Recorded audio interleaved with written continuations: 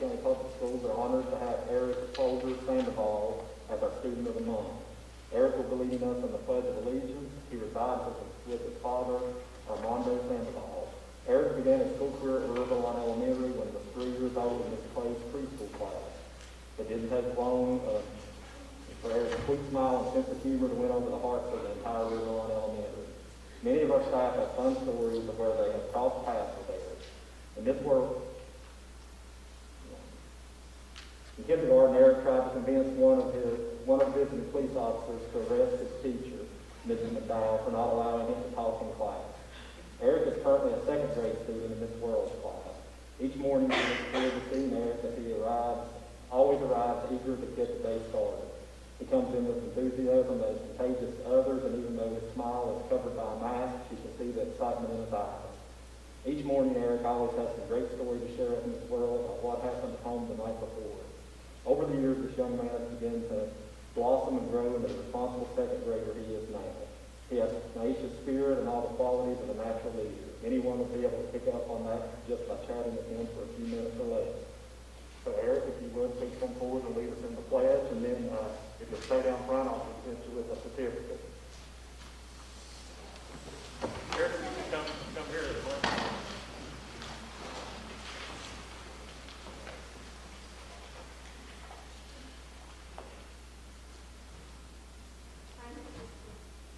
How are you doing?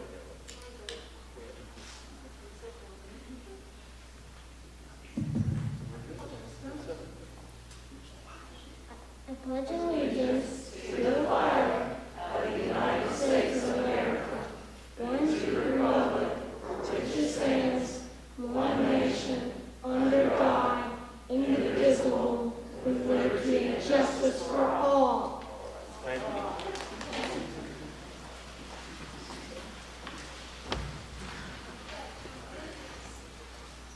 Give it to that man right there. He'll help you out.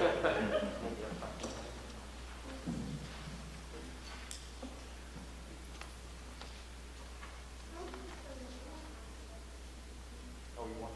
He would like to. Okay. I love the state. I love the state because, well, it has a lot of millers. And, well, see, it's pretty much beautiful. But, you know, what am I like to do? I stand up for both countries.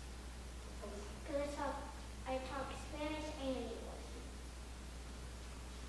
There I want to see.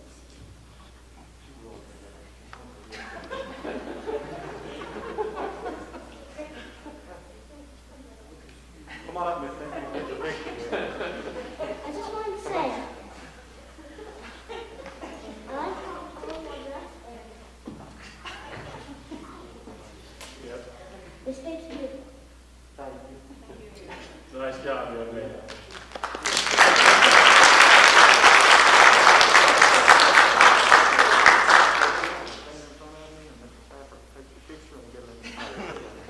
Stand over here.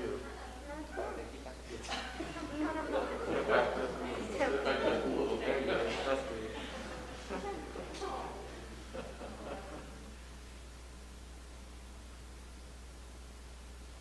Thank you.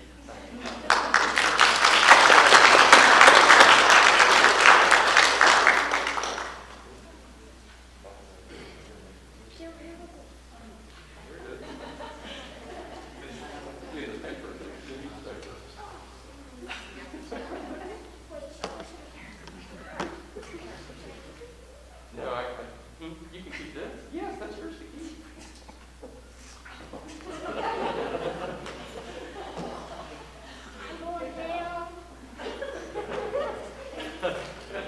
Next month, Eric, you can come back and run this meeting.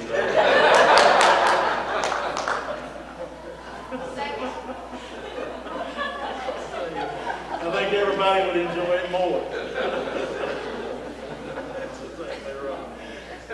Okay, that brings us to a little bit more recognition. At this time, I'll ask the board members to join me down front. We have some recognition. Is that correct, Dr. Sears? Yes, Mr. Chairman. We have our Employee of the Month, Teacher of the Month, and Senior of the Month recognized.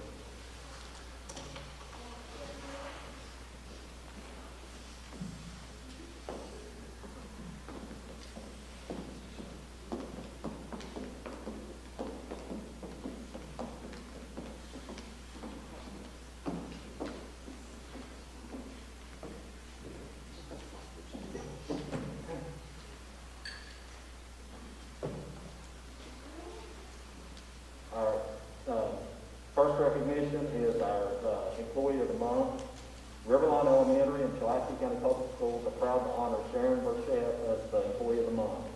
Sharon is a paraprofessional at Riverline. She goes above and beyond what is needed each and every day.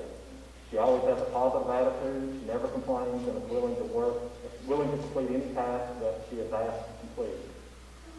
She takes the time to build relationships with students with whom she works, and in return, they trust and respect her. There's never downtime for Sharon. She's constantly asking what she can do to help out around the school. All of this makes Ms. Burchett the perfect candidate for Employee of the Month. She puts others' needs over her own. Everyone at Riverlawn adores her. She is a ray of sunshine in the hallways of Riverlawn. At this time, I'll ask Mrs. Burchett to please come forward and be recognized.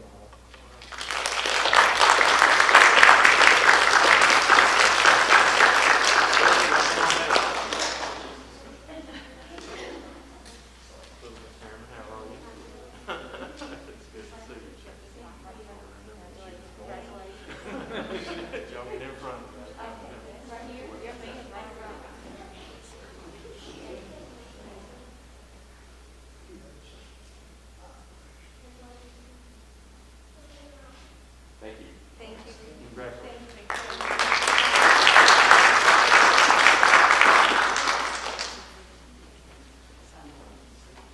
Next is our Teacher of the Month. Riverlawn Elementary and Pulaski County Public Schools are pleased to honor Lori King as Teacher of the Month. Lori portrays a positive attitude with all students and staff. In this world of COVID restrictions, Ms. King found creative ways to share the love of books and reading with her students. Along with being a librarian, Lori wears many other hats at the school. Some of these include fun projects such as implementing the One Book, One School and composing Riverlawn's yearbook each year. Lori King is dedicated to her career. She's happy and ensures that the library is a fun place for kids to explore the love of reading. This time I would ask Ms. King to come forward and be recognized.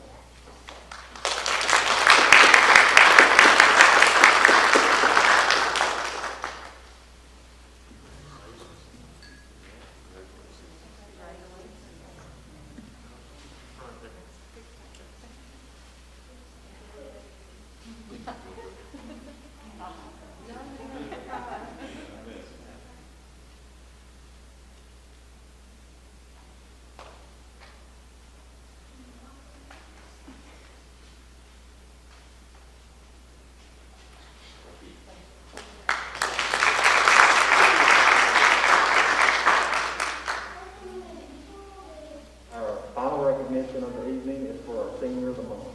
Pulaski County Public Schools and Pulaski County High School is pleased to announce our Senior of the Month for April is Kalia Brown. Kalia is the daughter of Pamela Edwards and Al Brown of Pulaski. Her nominating teacher stated that she has known Kalia for all of her high school years and is already sad and happy, of course, that she'll be graduating. Kalia has a level of maturity that exceeds a typical high school student. She's an excellent student and has excelled in all of her early childhood classes. She has a true passion for working with young children. Kalia's goal is to become a child psychologist so that she can help children. Kalia plans to attend NRCC for 2 years, then transfer to Emory and Henry to study child psychology. She is now an intern in the Early Childhood Education preschool program and is always willing to go above and beyond to help with any and all issues that arise. Amazingly enough, Kalia is always seeking out more ways to help. Due to COVID and the rearranging of the preschool schedule, she volunteers to stay after school to help the parents pick up their children. She also manages to work up to 30 hours a week as a cashier at Food Line in addition to maintaining a full-course schedule this semester. During her time at PCPS, Kalia has been president of the FCCLA. In her very limited spare time, she enjoys reading and spending time with her family and dog.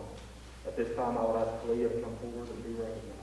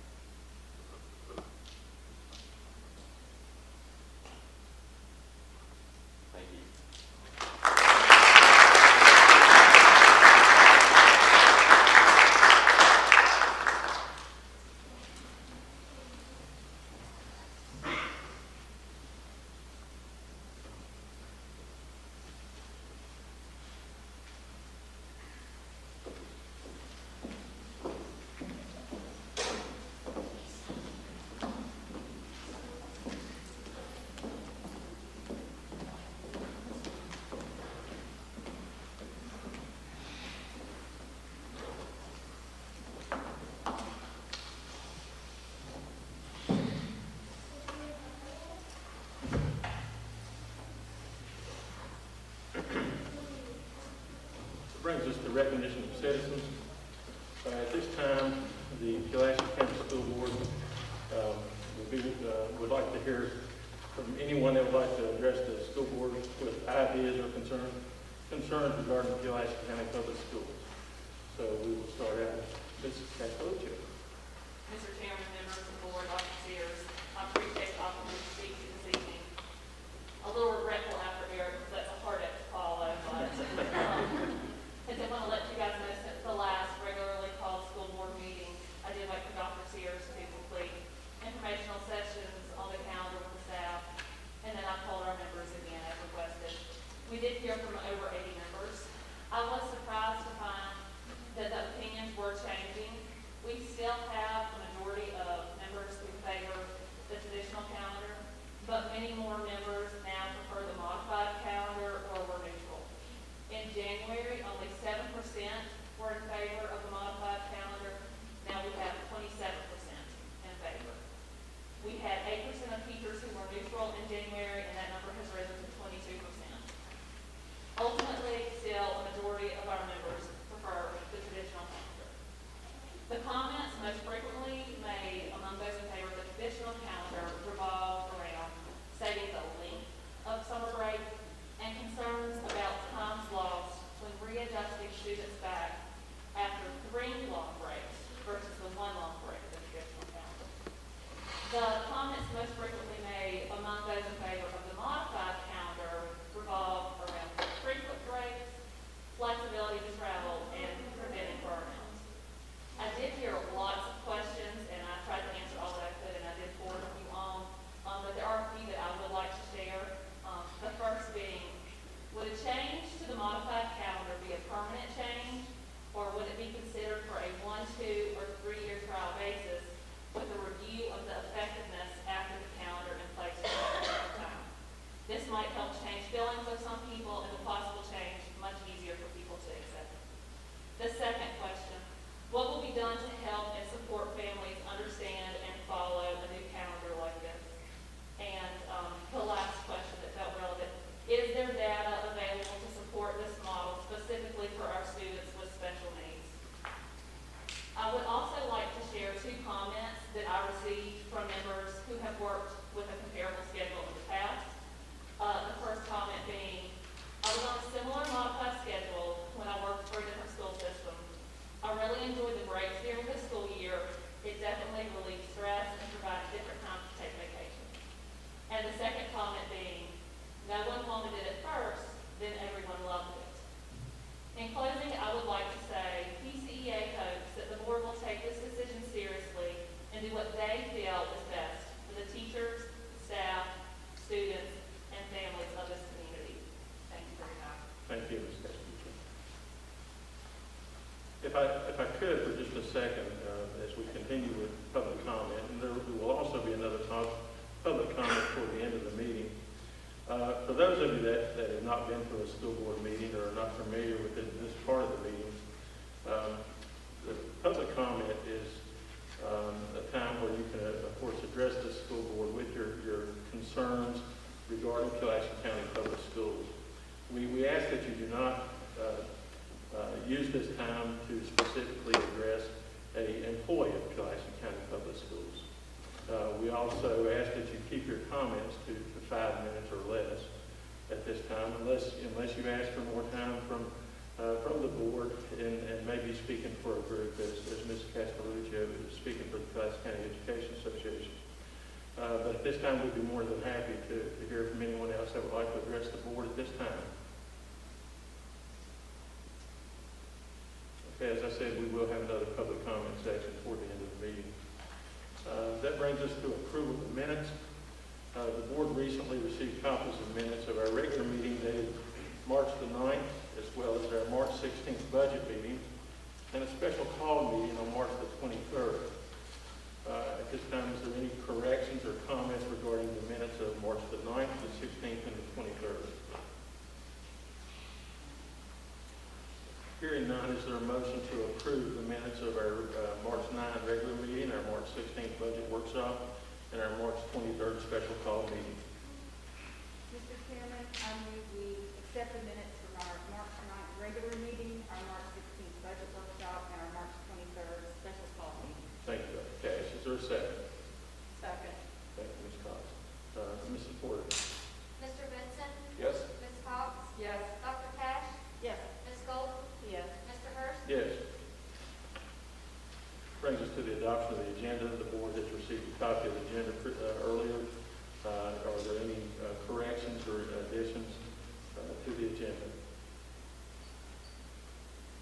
Hearing none, is there a motion to approve the agenda for this evening? Mr. Chairman, I'll make a motion that we approve the agenda as written for this evening's meeting. Thank you, Mr. Benson. Is there a second? I'll second. Thank you, Ms. Goldman. Ms. Porter? Mr. Benson? Yes. Ms. Cox? Yes. Dr. Cash? Yes. Ms. Golden? Yes. Mr. Hurst? Yes. Brings us to the consent agenda. The board earlier received a copy of the payment of bills from Mr. Stafford's office, as well as the personnel agenda. Of course, under this personnel agenda should be listed. We all should have copies of that in our packets, and of course, it's on our tablets at the time. Are there any questions or comments regarding the consent agenda?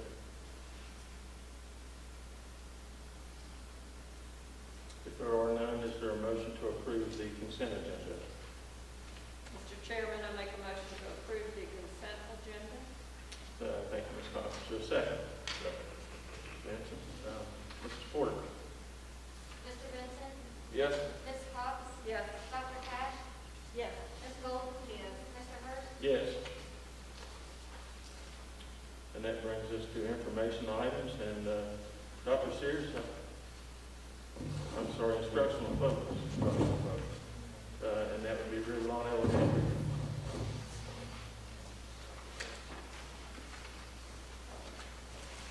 Mrs. Claus.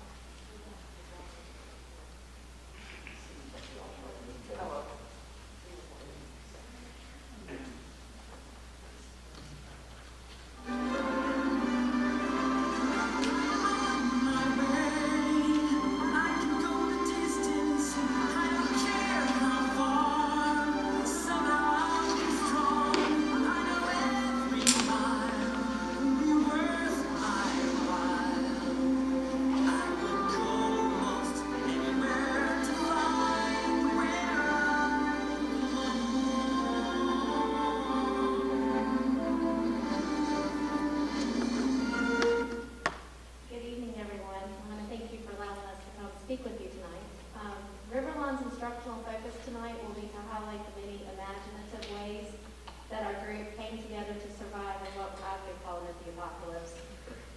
Our mission was to keep students involved, keep school exciting, and to keep the school as consistent as possible so that our smallest warriors could go across the finish line to the end of the school year. Tonight, I brought my faithful sidekick, Melissa Poole, who's our ITRT, and she has went above and beyond what her role is as an ITRT tonight in order to make school fun and the creative part of our instruction fun. We're teaching teachers how to implement the Chromebooks in the classroom and getting the students on board with using them in the classroom.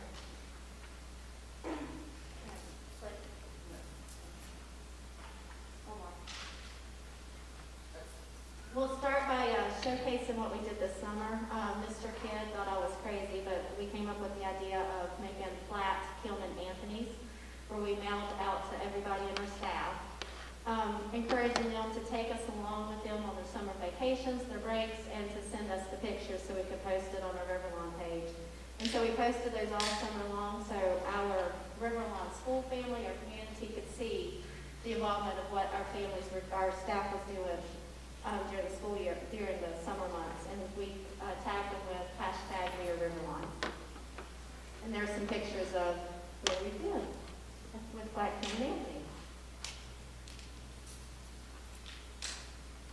A curtain call committee was created before school started to come up with a way to remind students or to actually inform students and parents about the new policies and safety procedures that we would have to implement this year.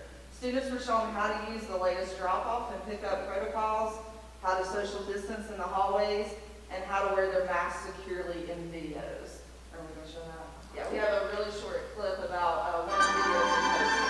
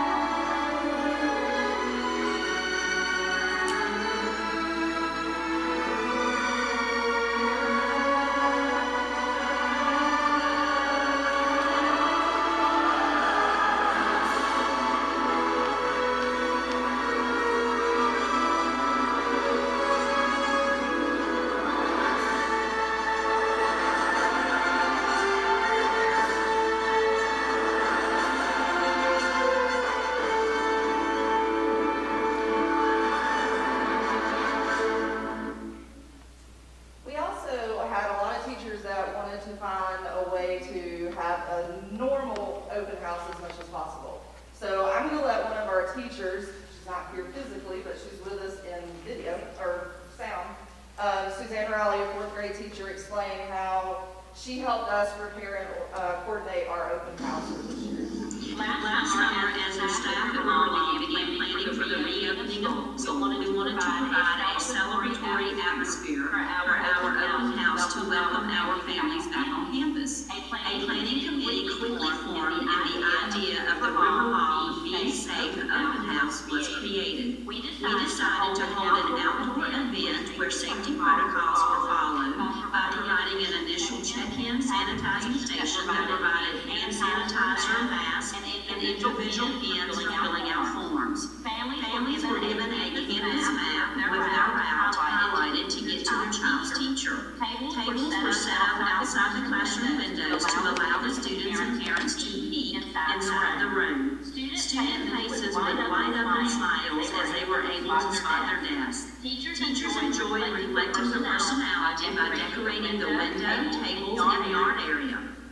There was a button-making crew that made a pin button with each staff person's picture so that the children could see what we looked like under a mask. Much fun was provided by our Riverwalk Bee mascot that was adorned with a Be Safe mask. The mascot was drawn around the campus on a golf cart that was loaned to us from Thorny Spring Golf Course.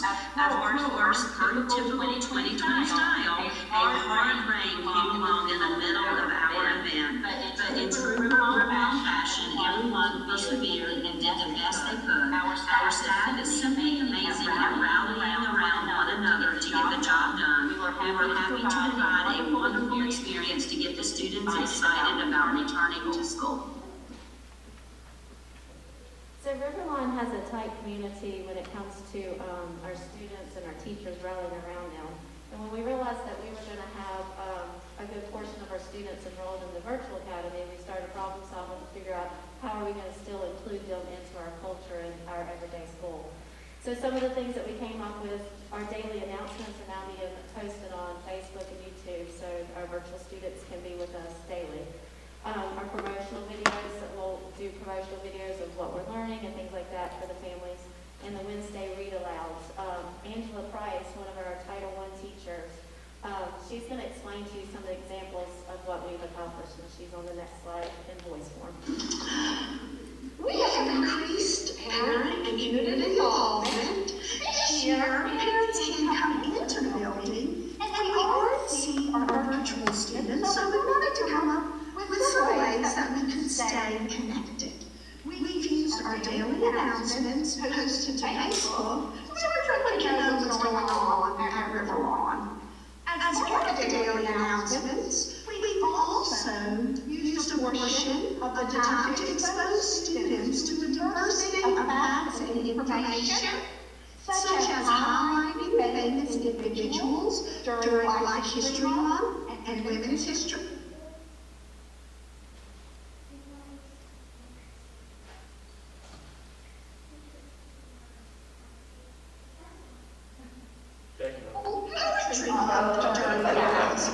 I'll probably here, have so to it won't be touch double with our page, but it won't students work. is by posting Wednesday read-alouds on our Facebook page that parents and students can enjoy listening to these stories together, especially when we had virtual Wednesdays and did not see the students in the school. So then another thing that we wanted to focus on, not just our community support, but we also wanted to make sure that our staff is having, their morale stays up, they're happy, they're having a good year as far as everything goes. So Mr. Kidd and I, we made that one of our top priorities this year in our goals. And so we've been doing fun little things throughout the year by having Wellness Wednesdays. We've done a mocktail where we've served mock drinks for them, hot chocolate. We've done a blues food party, picnic. And then just recently, we did an Easter egg hunt for the teachers where they were on the look for golden eggs that had prizes in there that Mr. Kidd and I purchased for them. Just that golden eggs search was a big hit. So then, go ahead. Students, you know, everybody thrives on that consistency. So we also wanted to make sure that whatever we have done in the past, we wanted to continue and build upon that. So we continued our regularly scheduled programming. Some of the things that we continued was One Book, One School. We had the pumpkin patch come to us instead of us going to the pumpkin patch. We've had authors come and visit virtually through meetings, and we've also had the egg hunts outside for the kids. Lori King is going to speak to the One Book, One School and how she rallied it around.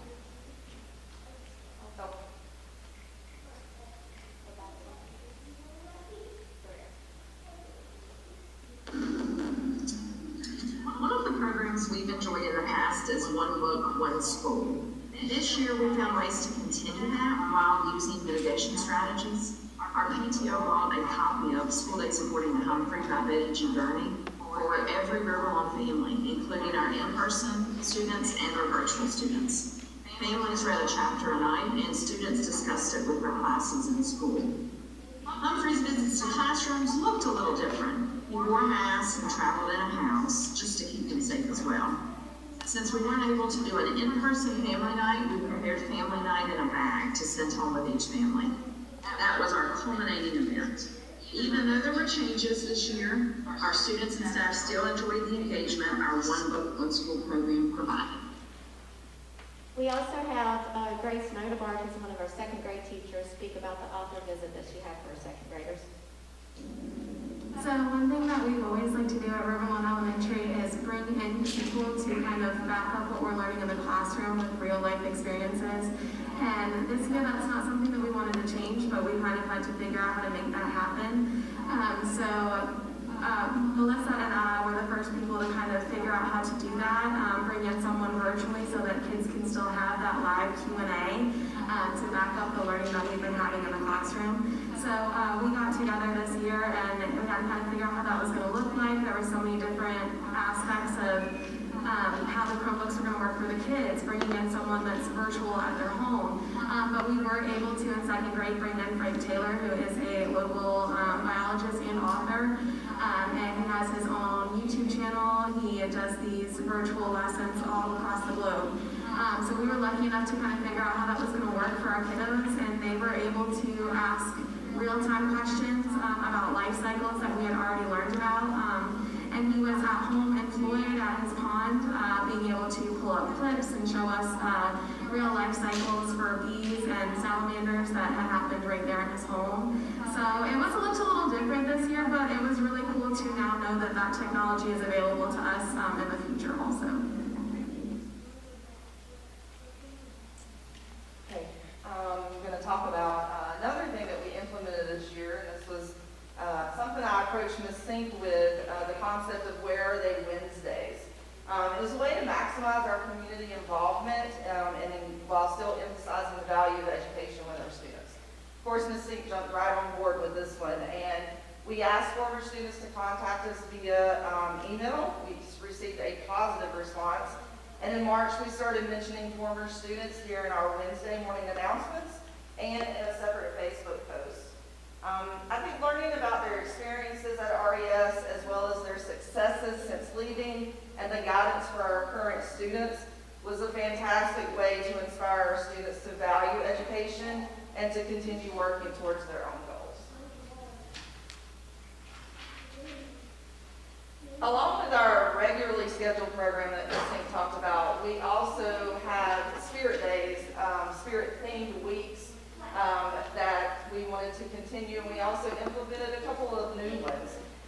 We kept traditions like Read Across America Week and Jump Rope for Heart. We just wanted to maintain that semblance of normalcy for our students. We also introduced new themed weeks such as Winter Spirit Days and Kindness Weeks, just to keep the spirits up among the teachers and the staff, our teachers and the students. Chad Owen, one of our PE instructors, is going to discuss how he was able to keep Jump Rope for Heart going while adhering to the safety protocols we had to have in place. There's still a speaker above them. Yeah. Each year here at Riverlawn Elementary School, we host an event for the American Heart Association. This year we hosted the Jump Rope for Heart event, and we're able to do this through proper mitigation strategies. We had 2 separate areas for our classes to participate in this event. We used our gym and our cafeteria. We also were able to use equipment that was was easily cleanable, so that we were able to do that between classes. The students were masked, of course, during this. They were socially distanced in their centers, but we're still able to dance, have fun, and jump and enjoy the event. Also this year, our morning announcements, we had several different highlights about the American Heart Association, some of the health benefits of exercise, and some of the things that we can do each and every day to keep ourselves healthier and stronger so that we don't suffer from heart disease. So again, we're thankful that we were able to have this event. The next slide is just a few more extra pictures of our Spirit Weeks, and as you can see, the teachers, the students, we even had a couple of celebrities show up, and then also our virtual students joined in on the fun for our Spirit Days. And as you know, visitors are not currently allowed in our buildings, and that includes our parents. We wanted to keep them informed of their child's progress, as well as show our community what happens at Riverlawn. We started making videos called Learning is Fun at RES, and these are created on a regular basis to showcase all of the wonderful learning that takes place at Riverlawn Elementary. They're on our Facebook page, and the students get to enjoy them on Fridays in the classroom as well. So here's a short one.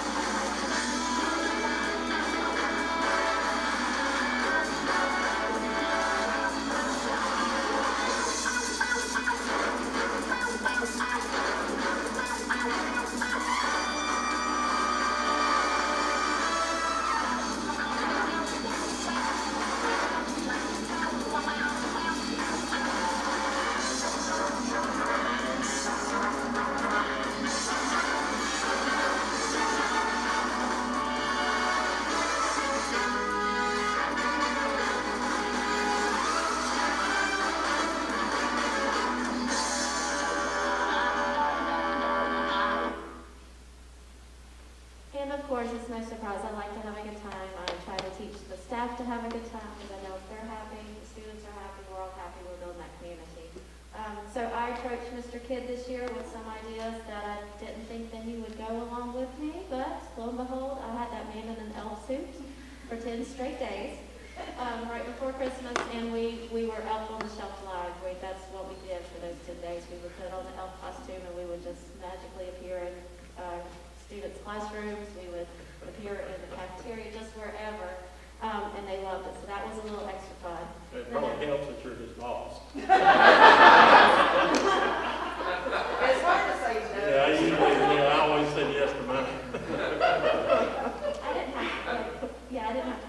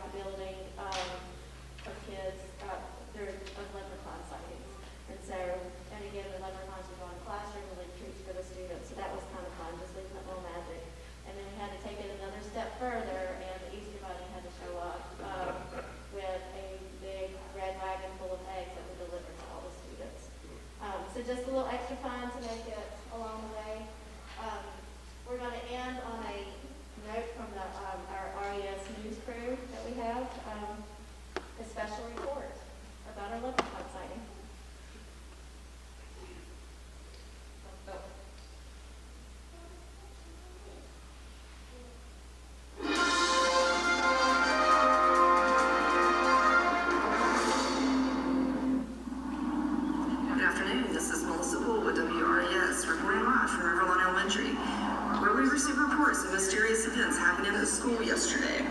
I'm here with Ms. Sink, the principal of Riverwalk Elementary.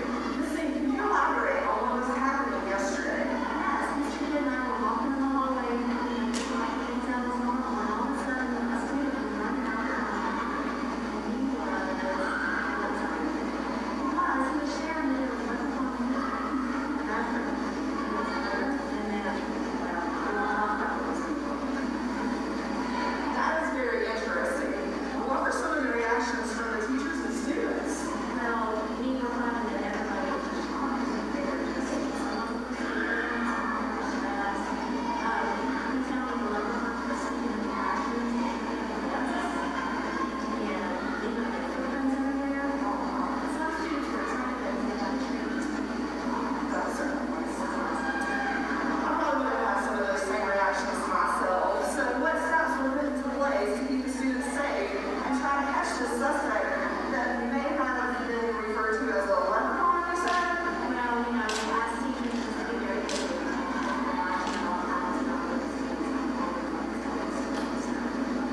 Hopefully, we're nothing new, we haven't seen any signs of it, but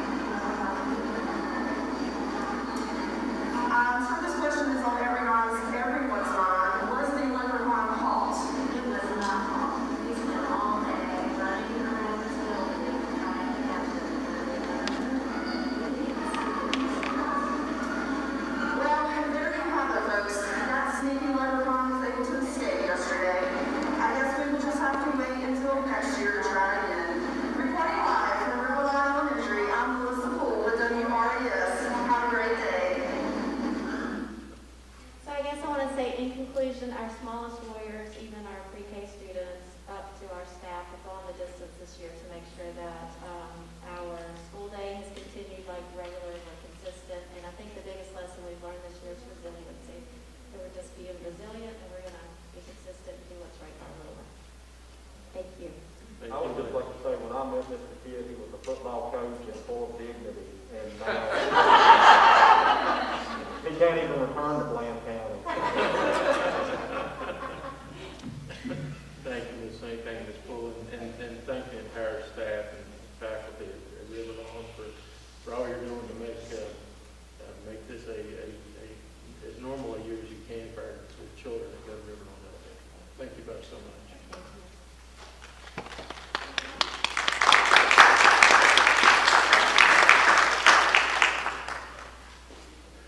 That brings us to the information items. Dr. Sears, I'll turn the meeting over to you, sir.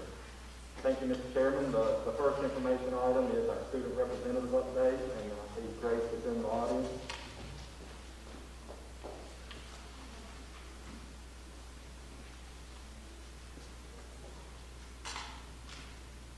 Good evening, Dr. Sears, Mr. Chairman, members of the board.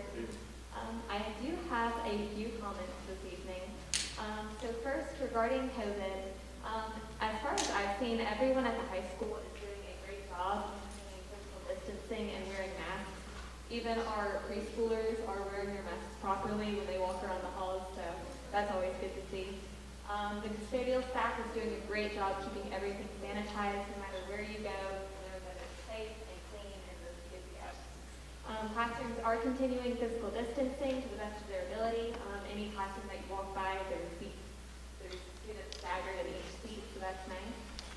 I have had a few people come up to me asking about the equity mission. So far, everyone has supported it, but they are wondering if there will be a student equity committee that can be like our equity advisory committee, but just for students to give their input. So I thought I would bring that to you all tonight. Also, everyone would just like to say thank you for making this year as good as it can be. While we couldn't have a homecoming dance, we did have a homecoming spirit week and a homecoming football game. During Spirit Week, pretty much everybody participated. It was almost like we were back to normal, so that was really fun. The football games, seniors were able to attend, and as long as they were wearing masks and maintaining physical distancing. We would also like to say thank you for approving the junior senior night beach formal. Everyone is very excited about that, so just thank you. Thank you, Ms. President.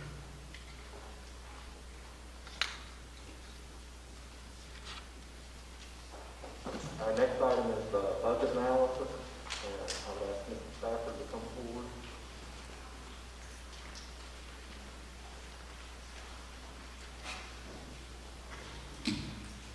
Thank you, Dr. Sears, Mr. Chairman, and members of the school board. Just want to switch.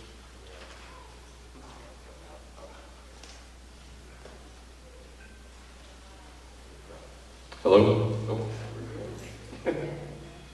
Okay. Mr. Chairman, members of the school board, just would like to briefly present my budget report for tonight. As of the end of March, we still have now 25% of the budget year remaining.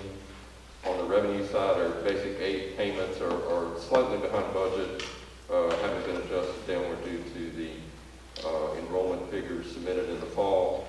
Our state sales tax payments are actually a little ahead of schedule.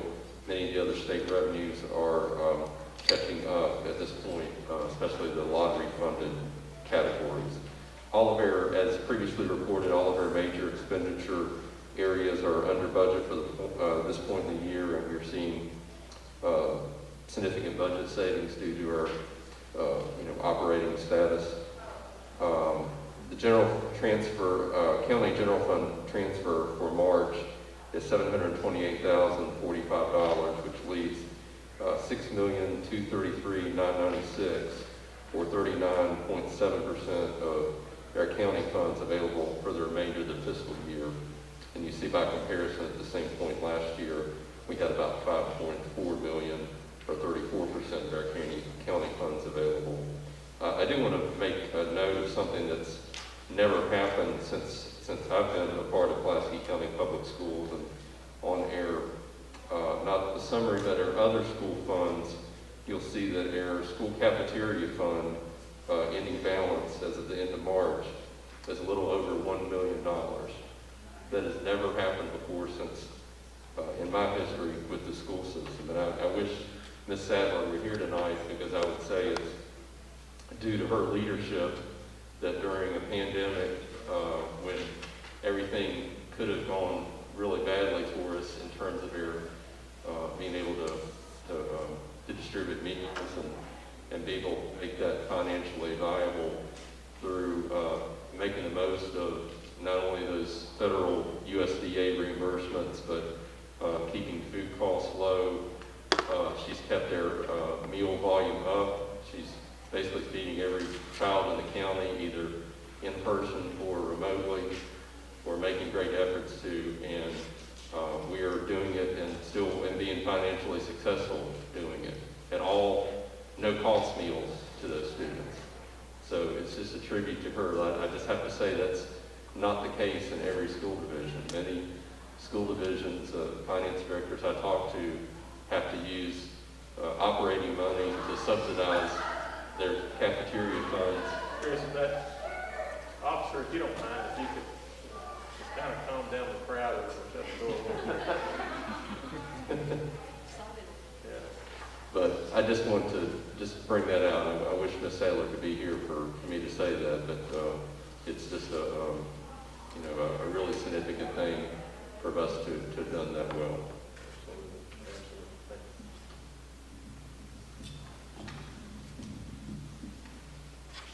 Next, our operations update, and Mr. Joel.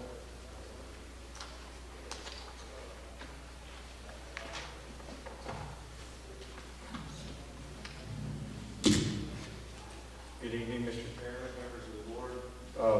Chris, Sue. What's that?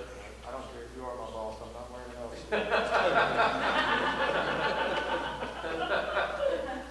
Sorry, Josh, you quit again. Yeah, I know. I'll just talk about it. Work orders are,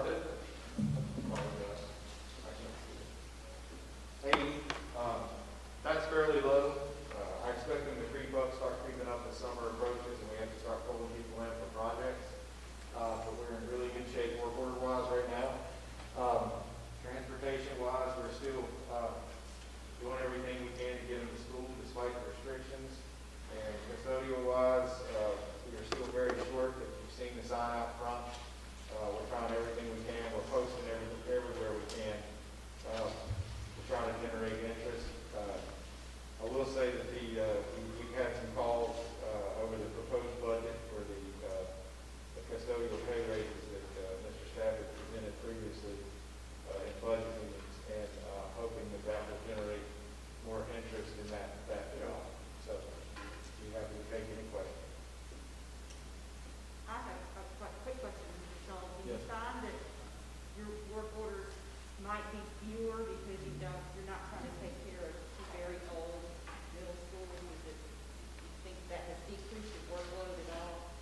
Yes, I think so. I do think so. And all work orders, generally, all work orders associated with this building right now are going to the contractor. That's a very low total, 80. I haven't seen it that low ever. I was actually a little disappointed. Somewhere in the middle of the month, we got 48. Oh, my God. So I was a little disappointed it crept back up to 80 before we got the report run, but it is what it is. We wouldn't want everybody standing around twiddling their thumbs. We want, you Yeah. have to have a certain amount, yeah. Well, we have plenty of non-work order related projects that are going on. And that's going to increase as the summer gets here. We have, I took delivery today of 68 Promethean boards. We're taking delivery Friday of another 68 or so. And we're going to have to start hanging. So that's going to take something, a pretty big effort. What are you going to do with the old smart boards? Big ones. Oh, really? Yeah, they're obsolete. They're 10 years old. Yeah. They've outlived their usefulness. It's just amazing because I guess when I was teaching here, it was the newest and greatest technology. Oh, yeah, it was, I've seen it in the public school system. We went from installing projectors to installing smart boards, and now it's Promethean boards. And all the other two have pretty much passed their useful life. It's crazy how fast it's moving. That's good. Any other questions? I think so. Thank you, Mr. Schultz. Thank you. Okay, Mr. Chairman, the next item for discussion is the proposed modified calendar. At the last board meeting, I made a recommendation that the board consider adopting a modified or balanced calendar for the 22-23 school year, and that was based off of growing interest and some growing enthusiasm that we seem to be getting from the different advisory teams, and the board requested that we get additional feedback from larger groups of people. So over the past month, we have met with the elementary faculty and staff who are on the leadership team of each elementary school. We met on March 29th. The secondary faculty and staff who were on the leadership teams, we met on March 30th. We met with a group of student leaders from the middle and the high school on April 8th, and with additional parent representatives on Friday, April 9th. And just a quick rundown of the feedback from the faculty and staff groups. The elementary faculty and staff group, as you can see here, prior to our meeting, we had 42% opposed and 19% in favor. And after we met to discuss it, we had 33% opposed and 34% in favor. And it kind of goes in line with what Ms. Castelluccio presented a few minutes ago. The more people learn about this and start considering some of the possibilities, the more its favorability goes. As far as ranking of the benefits and concerns with the elementary teachers who were part of the focus group, their top three benefits were the lessening of the summer learning loss for students, the reduction in stress level for students and teachers with the frequent breaks, and the increased levels of achievement in reading and math.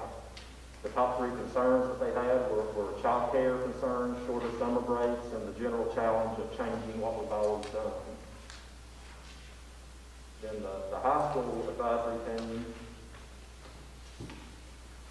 it was similar, although the percentages are a little different. Prior to the meeting, we had 30% opposed, 35% in favor. After the meeting, it was 18% opposed and 58% in favor. And the high school focus group, their ranking of the top benefits and concerns were lessening the summer learning loss as a benefit, frequent breaks during the year, decreasing stress levels for students and teachers, and multiple breaks during the year, providing timely enrichment programs so that not everything depends on summer school. Then the top three concerns they had were child care and fewer summer employment opportunities tied for first, and the other one was the general challenges of changing what we've always done. After each of those presentations, we forwarded the link to we recorded those presentations and question and answer sessions, and forward the link to that video and a link to the survey to the other faculty and staff who weren't part of the focus groups. And this is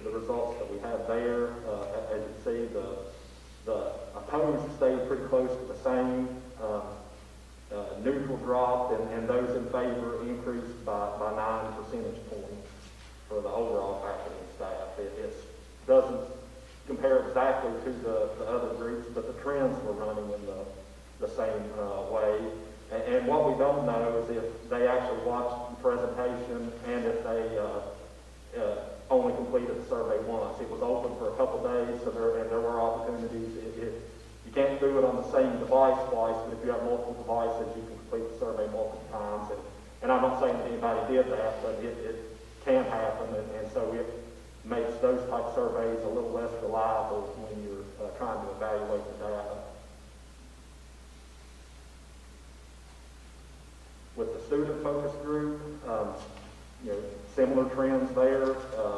We started off with 43% opposed, 17% in favor, ended with 40% opposed and 33% in favor.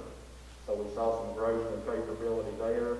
Their rankings of the benefits and concerns were less food insecurity for our students was the top benefit, frequent breaks in the school year to decrease stress levels for students and teachers, and lessens the summer learning loss for students. And then they had a three-way tie for their concerns, which were child care, summer employment opportunities, and shorter summer breaks.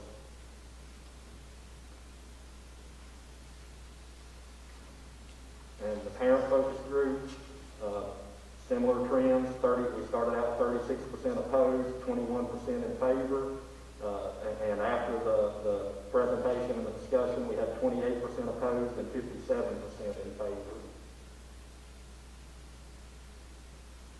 The parent rankings of the benefits and concerns were that families have more options for scheduling vacations during the school year.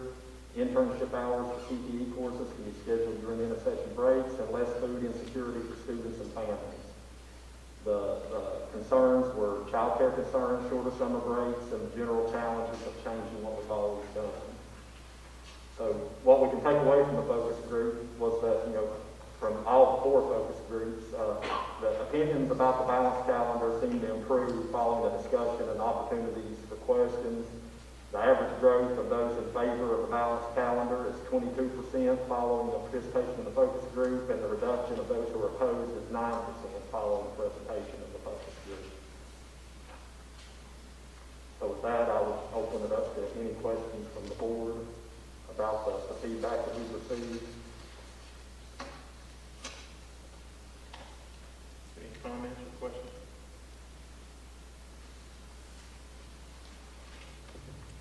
I like the modified schedule, to be honest with you. That being said, I think there's an awful lot of unanswered responses and unanswered questions that were sent out with this that need to be dealt with before we can truly make a decision on which way to go with our calendar. It also bothers me a little bit, even though the trend is the same with the survey done by the school board or central office and the survey done with the Educators Association. There still tends to be a little more negativity with the Educators Association than there is with the central office survey. I would like to know why there's a discrepancy there. Because we should be surveying the same people. If I may, I can speak to that. Okay. I survey people who are part of our union, and that is only about a third of the employees here in the school system. So I feel like that can reflect some of that change. What percentage of your members are teachers? Right off the bat, I'd say maybe 83, 85%. And our survey was open to all employees, so we had cafeteria workers and paraprofessionals and administrative assistants from all classifications were able to give feedback. And I will say, when we had the conversation with the advisory team, the cafeteria representative was enthusiastically, probably the most enthusiastic behind it of any employee we had, because they saw it as an opportunity to really reach more kids in the summer and shorten the time that food insecurity becomes an issue for our kids. Another issue that I have with the modified schedule is, will the colleges fall in sync? I think everybody will go to a schedule like this. Once it gets started and starts rolling, I think a lot of school systems are going to go to this. Will the colleges fall in sync with that? Because I think it's very important people be able to take summer classes at Bradford and Tech? And I'm sure there's other places that they can get it virtually or whatever, but in face-to-face classes, is that going to be a thing of the past and something? Well, it's already an issue, like with this year, with how we're doing the calendar. Summer school is going to start before the teachers finish, and we're, most graduate level classes have virtual options now, so I think that's an issue. Our schedule doesn't really mesh with theirs anyway. Okay. There's generally some overlap, if not an entire overlap of some of the summer sessions with our work days and our scheduled instruction. You got to realize I went to graduate school before there was any virtual classes. It was a first and second summer session. So, okay. I haven't heard much positive come to my email box about it, but one of the concerns that teachers have that I would agree with, because I found myself in the same situation, was that many teachers have to work over the summer to supplement their income. And it's unfortunate that we can't pay them enough so that they don't have to take on a second job, but a lot of them do. And this would cut into that second income that many people have to have in order to make ends meet. And I think that is probably my biggest concern for them right now. Yeah, and to that, I would say that during the intersession, there will be opportunities for teachers who want to work, and similar to our summer school, an extended school year, they would be offered during those breaks, so teachers could earn extra money during that time if they want to come in and work those days, as well as other employees with, if we partner with the Y to do child care during the intersession breaks, they have expressed an interest previously in having paraprofessionals and other people who are interested to come in and work those days. So, it's not clean cut like it is now with the 10-week summer break.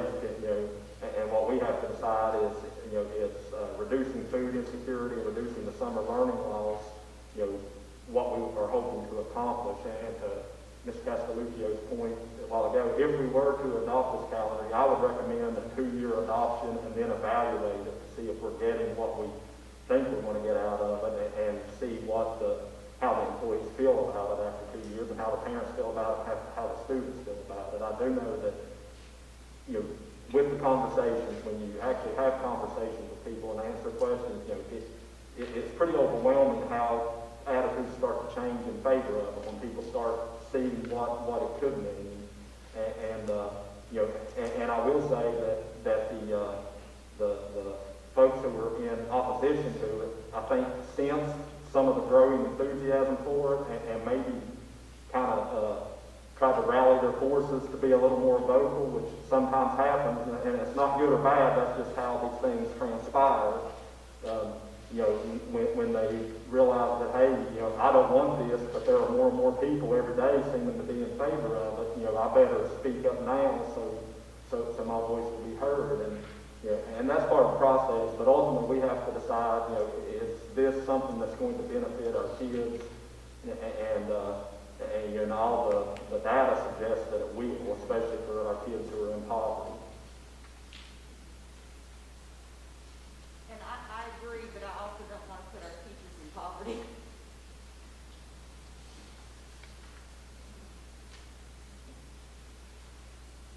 Any other comments or questions? Well, thank you.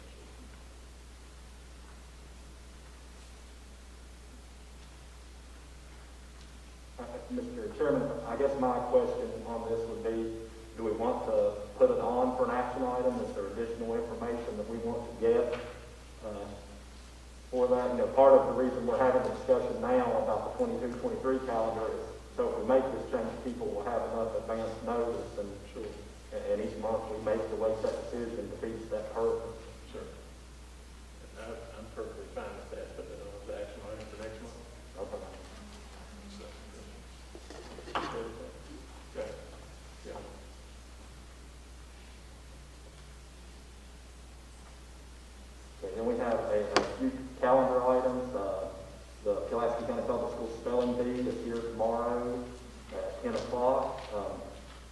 Friday, we have the orientation for rising ninth graders. So the high school will be on a virtual day, and the current eighth graders will be going up to speak to teachers and counselors and tour the school. May 3rd through the 7th, Teacher Appreciation Week. The Vspa Spring Network Forum is May 5th, and our next board meeting is Tuesday, May 11th. And then we have midterms. Junior Senior Beach Night at Crater Lake is Friday, May 14th from 6 to 9. And we have a rain date scheduled for Saturday, May 15th. And then we have the Memorial Day holiday coming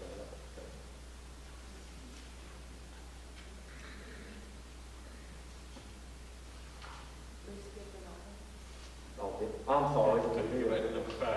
I apologize.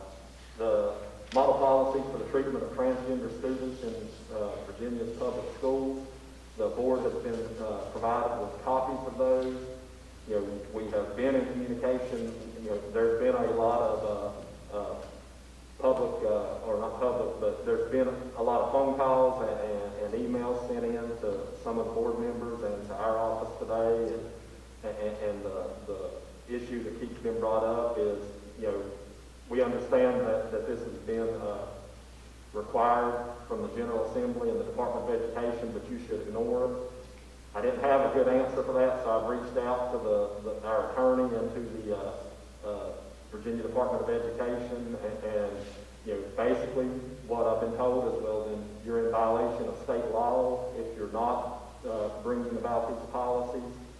And, you know, you open yourself up to lawsuits from any transgender student who feels like you haven't taken steps to protect their interests. And it would be an unwinnable lawsuit if that was to be brought against the school board. You know, with that in mind, I will say that there is some variance in how the policies can be developed, and it's not, you know, no decisions have been made to open up bathrooms to anybody of any gender. We're not even close to having those kind of conversations yet. We're just now getting our hands on the final guidance from the State Department, and we get our policy, our sample policies from the Virginia School Board Association, and then we review them and make a determination. A lot of times they give you 3 or 4 options, so you decide which option you think is best for the school division. So all that is still to be determined. You know, I know there's a lot of stuff on social media that's just, you know, complete misinformation, and a lot of it seems designed to bring up fear in our area, and we're not the only county dealing with that. Others are as well. You know, and I would just ask that people, you know, take a breath and give us a few months to get us the information that we have to use to make our decisions. It will be presented at a public meeting. There will be opportunities at that time for people to make comments, and then the board can take action on whatever options are provided to us. But ignoring it and not adopting policies to protect transgender students is not an option. We are going to have policies that offer protection for transgender students, and you know what those policies look like remain to be seen. The board had received a copy of the model policies for the treatment of transgender students earlier, and I'm sure you've had time to review this, and as Dr. Sherry said, there's still a lot to be learned from this. Are there any questions or comments for the direction?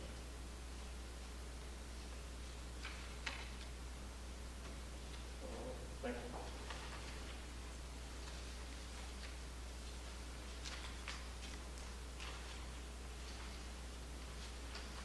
Brings us to action items. And first on the action item list is our annual plan for special education. Ms. Polk.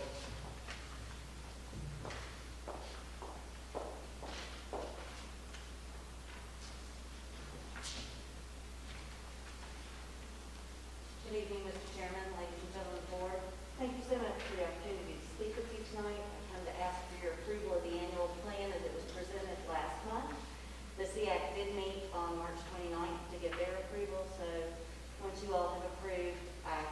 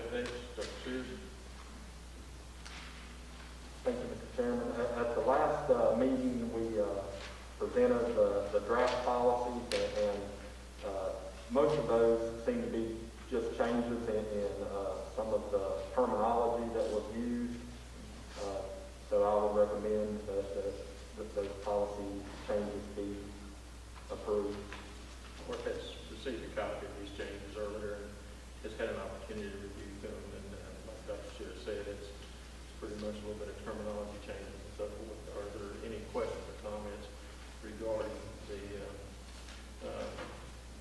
VSBA policy update? Hearing none, is there a motion to approve the VSBA policy update? Mr. Chairman, I make a motion to approve the VSBA policy update.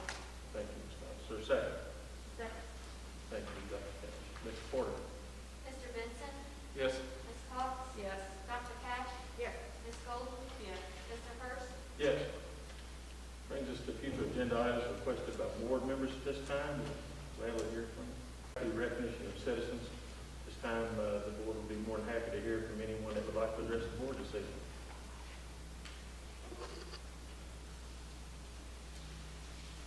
If you would, just please come to the microphone and state your name.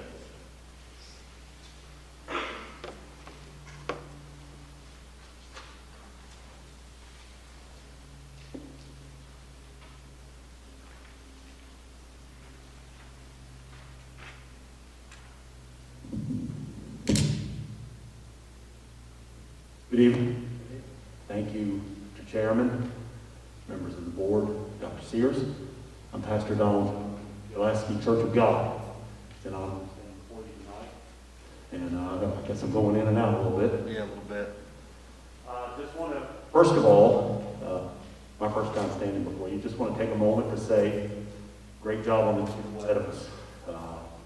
As you all know, we were simultaneously in a building program ourselves, not to the magnitude that this building was, but you've done a great job in it. And I just want to say how much, just coming in, first impressions, great job. Just wanted to share that with you. There. I just also want to say that as a pastor in the community, clergy, member of clergy, I'm dealing with about probably 5 scenarios right now that have to do with alternate lifestyles. And so I somewhat know and feel some of the angst that you're dealing with. And so while I find this to be biblically a slippery slope, obviously, for obvious reasons, at the same time, I want, as a member of the clergy, and as a member of the community, I want to come alongside to serve you and our church to serve you and to do everything we can to help make this transition as easy as possible. Obviously, you're working with the state education department and some of the things that you have to work through there and with there. And we need great education. We got great schools. I got some of the teachers in my congregation, several of the students in my congregation. And so we want to continue to see it move forward. The only thing I would ask is that, you know, if there's any concessions that can be made, I think the cry of the public is to make sure the students are kept safe. Not just transgender, but also the students that have not chosen that particular style or feel led in that particular way. And so just want to come by and say hello. And thank you for your service. Thank you for working through this very challenging issue.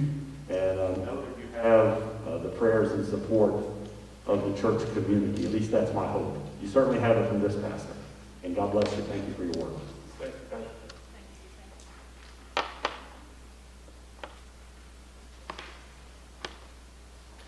Would anyone else like to address the board at this time? Please come forward and state your name.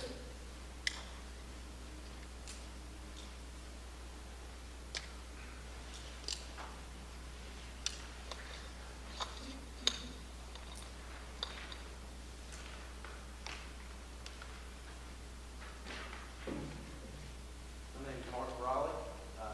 I'm a former student in high school. I had Mr. Benson, Ms. Cash, Dr. Cash, Ms. Radish.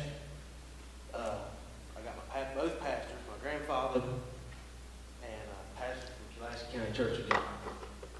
And the situation with the transgenders leads me to a situation with my son, who's 7 months old. Our society these days is not for him. And the way of life that I was brought up. Now that being said, a lot of these teachers that I've had including some of the ones sitting up here, that this wouldn't fly 10 years ago when I was in school. So that being said, before any of this goes through, it needs to be thought about before it's just pushed on somebody.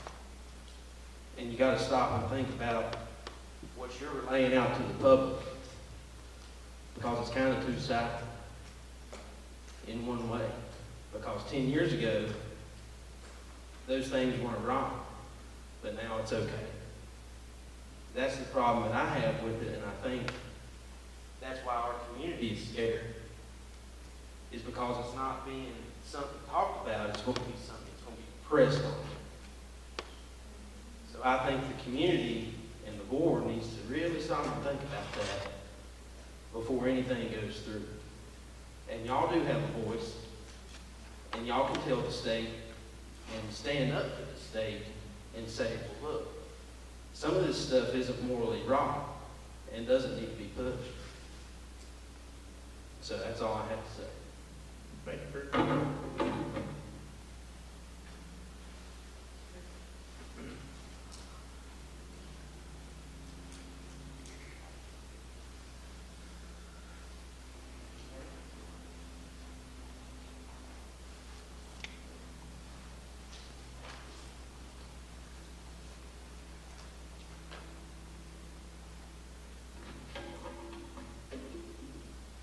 Good afternoon, Dr. Sears, Mr. Chairman, and members of the board. I want to start by saying how much I appreciate all the wonderful work that you have done on the racial equity program. Ms. Golden, thank you for your comments at the last meeting, valuing all students. I think it's important for everyone to understand that this is not just an initiative, as this will be an ongoing effort and will continue for years to come. This work is important, and I acknowledge that it's hard work and not always well received. So I want to say thank you for passing the plan and getting started on it. This plan is simply boiled down to human value and being good educators. This plan is not political, and it is about honoring the unique value of all students. Equity isn't a pie divvied out in sections. Advocating for our Black, brown, disadvantaged students and students with different abilities is not taking away from any of our other students.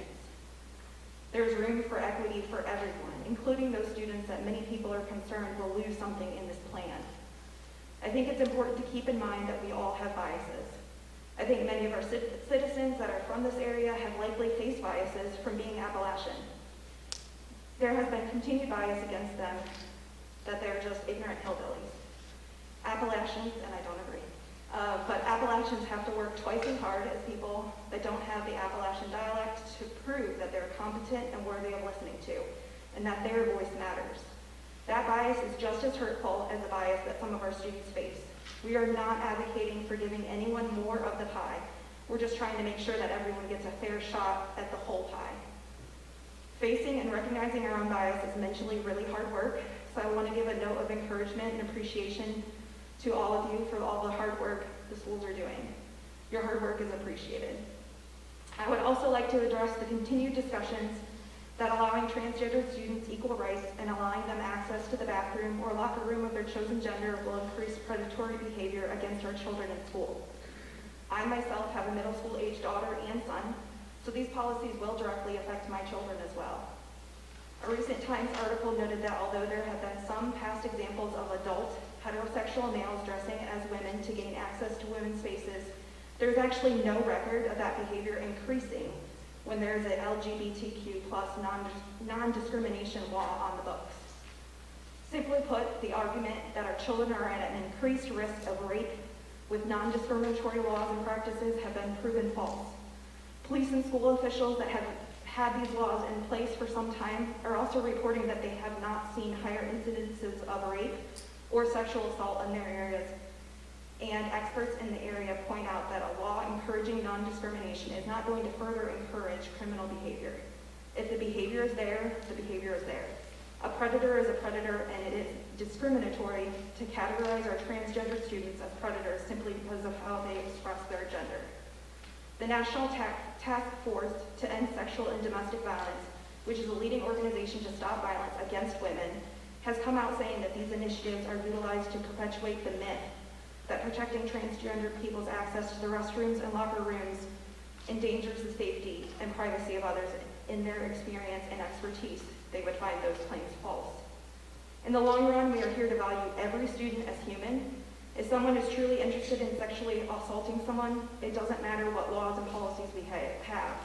They will commit the crime regardless. Laws don't stop true predators. I think all parents can agree on one thing. In the long run, we all want all of the kids safe from predators.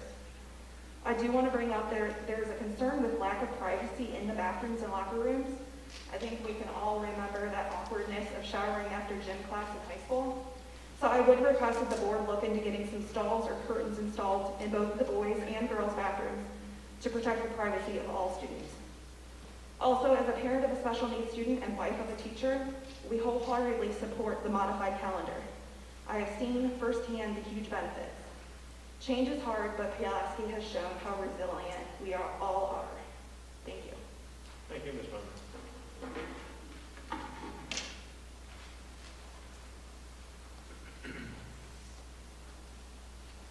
Anyone else like to address the board at this time?